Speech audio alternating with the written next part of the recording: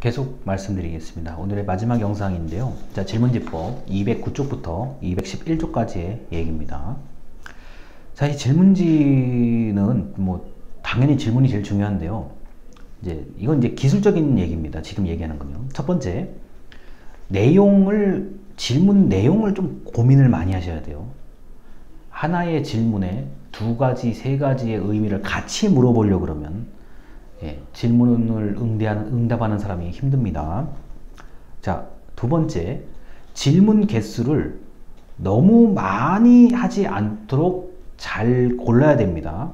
자, 질문을 너무 많이 하지 않도록 잘 고르는 거 중요하죠. 자, 이게 이런 경우가 있어요.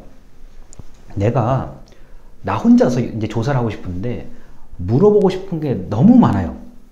그래서 질문을 다 자기가 정리를 하고 컴퓨터 다 써요. 근데 쓰다 보니까 한 60개, 70개, 때로는 100개가 돼요. 너무 많이 넣었어요.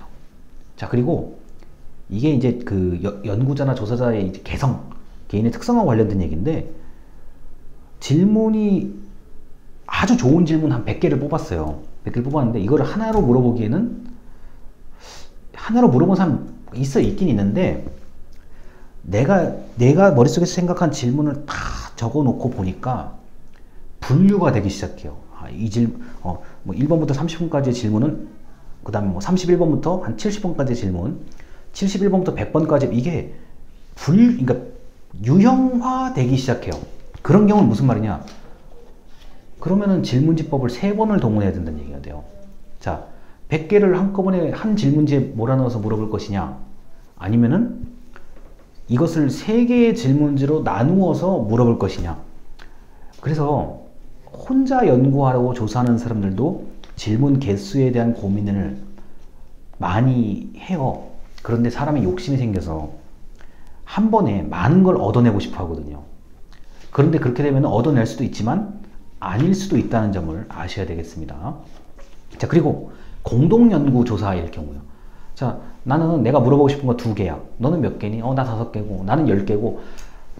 각자가 물어보고 싶은 내용이 달라요. 그러니까 물론 주제는 같은데, 전반적인 큰 주제는 같은데, 물어보고 싶은 내용이 달라가지고 응답을 하는 사람이 앞쪽에 첫 번째 종이에는 이걸 묻다 갑자기 두 번째 종이 좀 약간 뭔가 좀 이상한 거?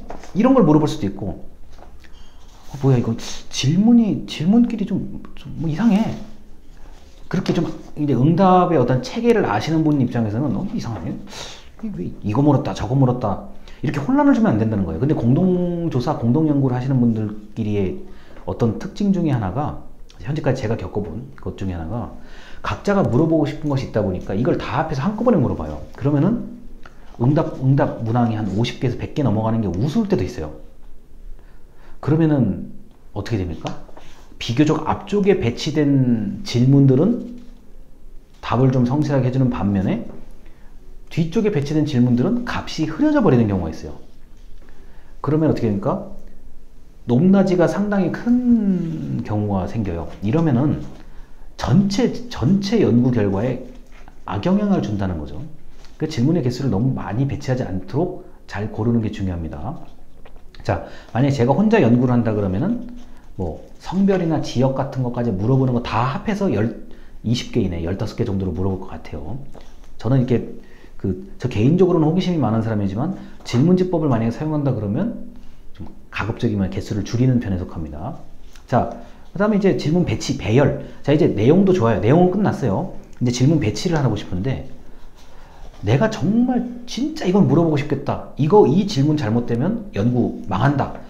그 정도로 중요한 질문을 과연 앞에 배치할지, 뒤에 배치할지, 어디 배치할지, 이런 거 한번 좀 고민해 보셔야 되는데, 예를 들어 이런 게 있어요. 자, 우리 시설에 대한 전반적인 만족도는 어떻습니까? 이런 건 보통 맨 마지막에 배치하는 게 좀 현재까지는 관례죠. 자, 근데 그렇지 않을 수도 있습니다. 그 다음 인적사항 관련 질문은 어디에 배치하는가? 자, 인적사항 관련된 질문을 보통 마지막에 배치한다고 하는데요. 또 아닌 경우들도 있어요. 그러니까 인적사항을 좀 미리 물어보고 조사의 연구 결과의 갈래를 나눠야 되는 경우는 아예 앞에서부터 물어볼 수 있죠. 자, 이런 경우 있다는 거. 그 다음에 상식적인 흐름. 이게 이해할 수 있는 좀 배열인가? 방금 얘기 드렸지만 첫 장의 내용과 두 번째 장 내용이 좀 다르고 세 번째 장 내용이 또 달라. 이렇게 되는 경우는 좀 이제 상식적인 그 이해의 흐름, 의식의 흐름에 좀 안 맞을 수가 있습니다. 자, 그리고 일정한 응답 형태가 안 나오게 배치되었는가 이렇게 돼 있는데, 그러니까 이런 거예요. 너무 유사한 것들을 이렇게 몰아서 배치를 하면은 그 항목에 대해서 값이 좀 너무 심하게 비슷하게 나올 수도 있어요. 이게 좀 이렇게 분산 배치를 해야 되는 경우들도 있거든요. 이게 1번에 물어보고 그 계열의 어떤 질문을 한 8번쯤 물어보고 뭐 15번쯤 물어보고 이런 식으로 돼야 되는 연구들도 있거든요. 근데 그냥 성격이 같은 거라서 한꺼번에 몰아넣어 버리면은 뭐 이거 전부 다 1번이잖아. 뭐 전부 다 5번이잖아. 이렇게 되는 경우가 있다는 거죠. 자, 그 다음에 신뢰도 검토 문항인데 이게 이런 거예요. 한 1번 질문에서 긍정적으로 물어보고 한 20번 질문에서 똑같은 내용인데도 부정적인 질문으로 살짝 글자만 바꿔서 물어봐요.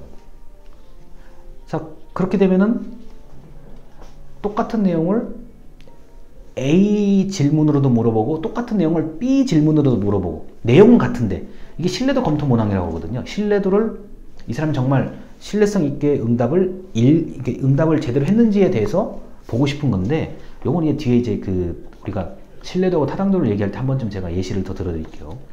자, 그래서 이 신뢰도 검토 문항 같은 경우는 학술 연구 조사에서는 중요해요. 왜냐면은 이 사람이 정말 성의 있게 잘 응답을 했는지를 이제 측정하는 문항이기 때문에 진짜 학술적인 연구에서는 뭐 학위 논문이나 학술 논문을 쓰시는 분들한테는 이 문항이 중요합니다.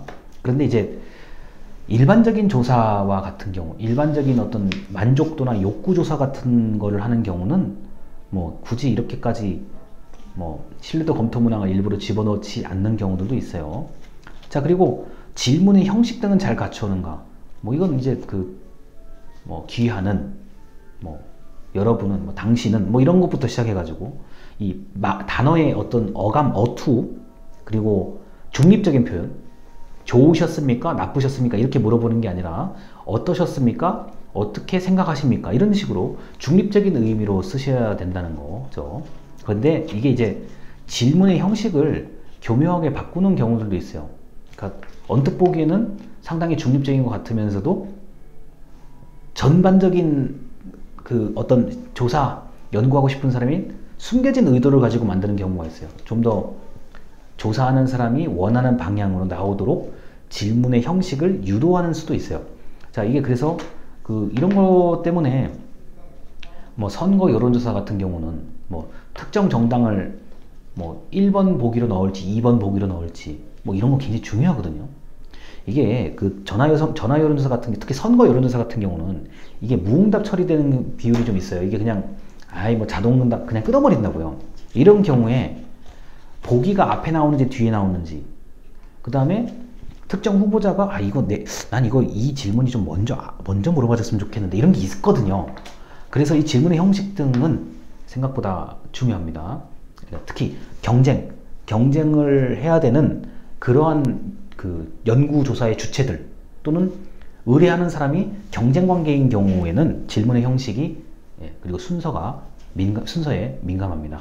그 질문지법은, 그리고 이제 제가 이렇게 얘기를 해도 여러분들이 와닿지 않을 수가 있는 게, 질문을 만들어 보시면 이게 이해하기가 쉬워요. 그리고 이해하기는 쉽지만 막상 어렵다, 이런 느낌을 좀 많이 받으실 수가 있습니다.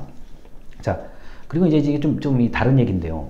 이게 구글이라든가 네이버에서 요새 설문지를 많이 이게 아주 쉽게 하잖아요. 링크를 보낼 수 있도록, 그리고 링크를 만들 수 있도록 하잖아요.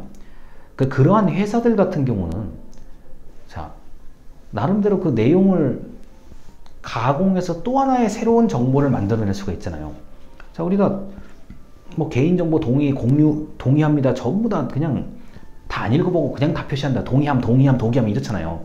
광고성 수신정보 다 동의한다고요, 보통요. 자, 동의를 했어요. 사용자가 동의를 해서 그 서비스를 이용해요. 그러면은, 자, 어떤 질문을 해서 어떤 응답이 나왔는지까지도 기업에서는, 자, 정부에서는 상당히 강력한 데이터를 확보는 하고 있는 거죠. 그거를 진짜 정보로 만들어서 어떻게 할지는 알 수가 없는 거지만 얼마나 편리해요. 요새 대한민국에서는 이런 내용의 설문을 많이 물어보네. 얼마나 정확하게 알 수 있겠어요. 그러니까 취향 같은 거, 소비자의 취향을 얼마나 정확하게 알 수 있겠어요. 요새 뭐 이 나라에서는 이런 걸 왜 이렇게 많이 물어보지? 뭐 이런 식으로요. 그래서 이 질문지법은 온라인이 활성화되면서 더더욱 이제 활성화되는 방법이기도 한데, 기본적인 내용, 원리는 같아요. 질문이 좋아야 돼요. 질문이 안 좋으면, 질문을 제대로 만들지 못하면 좀 엄청나게 의미가 퇴색되는 그런 방법이기도 합니다. 하지만 널리 쓰인다는 점, 그리고 참고할 만한 자료가 많다는 점에서 뭐 아주 좋은 방법이라고 할 수 있겠습니다. 오늘 강의는 여기까지고, 또 계속 이제 온라인 강의를 만약에 계속 하게 된다면 이제 이 방법론, 조사 방법론은 좀 뒤로 가면 갈수록 조금 어려운 내용이 있어서 제가 이제 지금 그냥 저 혼자 그냥 적당히 제가 대본을 가지고 보는 건데, 말씀드리는 건데, 다른 방법을 통해서 좀 더 강의를 해야 되지 않을까, 그런 좀 고민을 하고 있습니다. 일단 들어주셔서 감사합니다. 자, 건강하시고 다음 영상에서 뵙겠습니다.